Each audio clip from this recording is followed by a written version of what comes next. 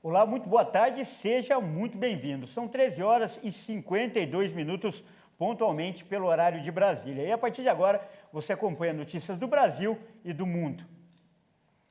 E eu começo essa edição falando de pandemia. A nova alta de casos de Covid-19 tem feito escolas de São Paulo suspender as aulas presenciais e a recorrer novamente ao ensino à distância. A medida tem sido adotada tanto em colégios particulares quanto em escolas da rede pública. A pandemia de Covid piorou no estado de São Paulo ao longo das últimas semanas. No período de um mês, o número de internados pela doença subiu até 275% em hospitais privados do estado.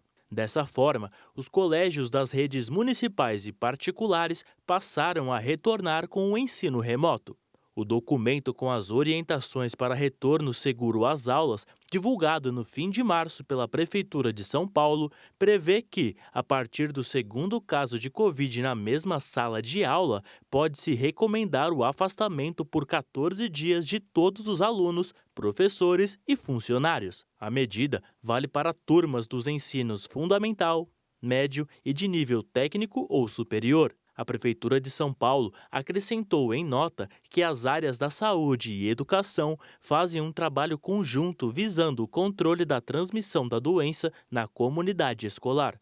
Apesar de seguir bem abaixo do pico da variante Ômicron no fim de janeiro, a variação tem ligado o alerta das autoridades. O Comitê Científico, grupo que assessora o governo de São Paulo sobre ações adotadas durante a pandemia, voltou a recomendar nesta semana o uso de máscaras em ambientes fechados. A orientação, porém, não altera a legislação vigente que prevê o uso obrigatório apenas em ambientes hospitalares e no transporte coletivo.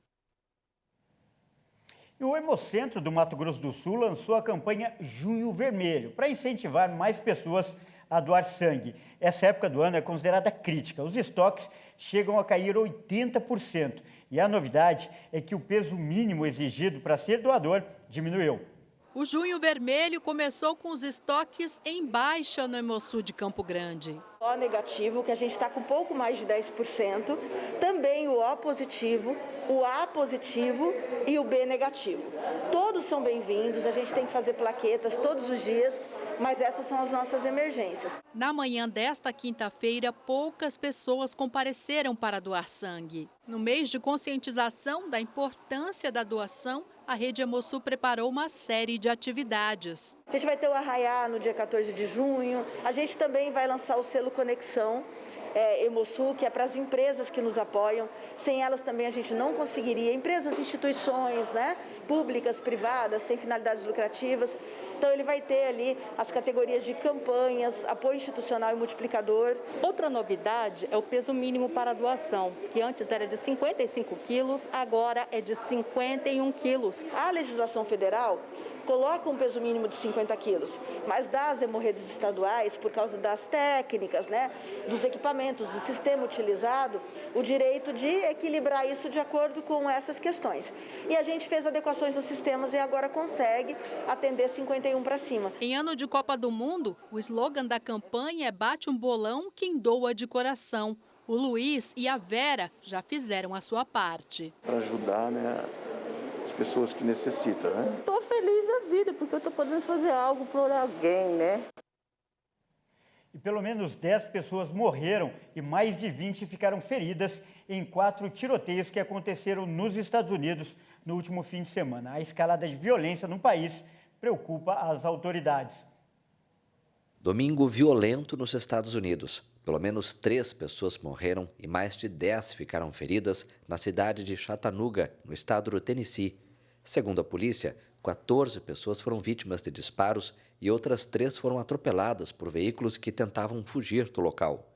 Foram confirmadas 3 mortes, 2 delas relacionadas com ferimentos provocados por arma de fogo e uma por lesões sofridas após um atropelamento. Entre os feridos havia pelo menos um menor de idade. O estado de muitas vítimas é grave. De acordo com a polícia, havia mais de um atirador no incidente que ocorreu perto do restaurante Mary's Bar and Grill, no centro de Chattanooga.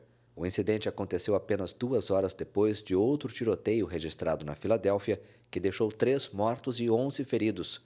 Homens armados abriram fogo na noite de sábado em uma rua movimentada na Filadélfia. Os outros 2 estados que registraram tiroteios e mortes foram o Arizona e a Carolina do Sul. Neste último caso, as vítimas foram 5 adolescentes e uma criança, olha só, de 12 anos, que estava em uma festa de formatura.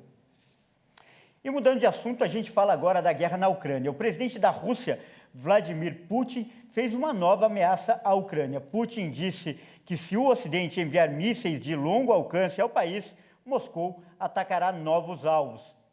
A declaração do presidente chega depois que os Estados Unidos anunciaram na semana passada que forneceriam à Ucrânia um sistema avançado de mísseis. Se eles estão sendo fornecidos, tiraremos as conclusões apropriadas e usaremos nossas armas, das quais temos o suficiente para atingir alvos que ainda não atingimos. Mais cedo, o prefeito de Kiev, Vitaly Klitschko, reportou bombardeios ao amanhecer contra 2 bairros da cidade, os primeiros contra a capital ucraniana desde 28 de abril. Segundo as autoridades ucranianas, os mísseis russos atingiram infraestruturas ferroviárias. Apesar do bombardeio na capital ucraniana, os combates mais intensos ocorrem na cidade de Severodonetsk, onde as tropas ucranianas recuperaram o controle da metade da localidade, afirmaram as autoridades. Além de causar milhares de vítimas, a guerra continua a pesar nas exportações de grãos, das quais os países africanos dependem. O conflito traz o medo de uma crise alimentar, principalmente nos países mais pobres. E olha que interessante essa notícia. Uma nova espécie de dinossauro foi descoberta em Ibirá, no interior de São Paulo, onde já foram localizadas, aliás, outras espécies em anos anteriores. É um titanossauro, com o tamanho de um pônei. E, por isso, as características dele são diferentes de outros dinossauros que já foram encontrados. Trata-se de uma espécie herbívora conhecida pelos longos pescoços. Neste caso, o fóssil é menor e o tamanho pode ser comparado com o de um pônei.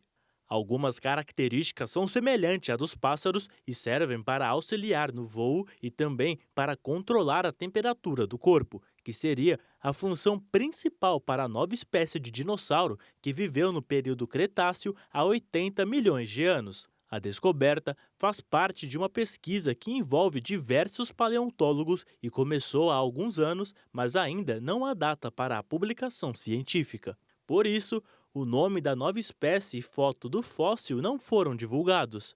Ibirá já foi cenário de descobertas de outras espécies de dinossauros. Uma delas foi o Thanos simonatoi, uma espécie carnívora cujo fóssil foi encontrado no município em 2018. Em 2020, uma tartaruga de 15 a 20 centímetros de comprimento, que conviveu com dinossauros e crocodilos famintos, também foi encontrada na cidade. Bom, e essa edição fica por aqui. Eu agradeço por sua companhia e convido a continuar ligado em nossa programação. Até mais!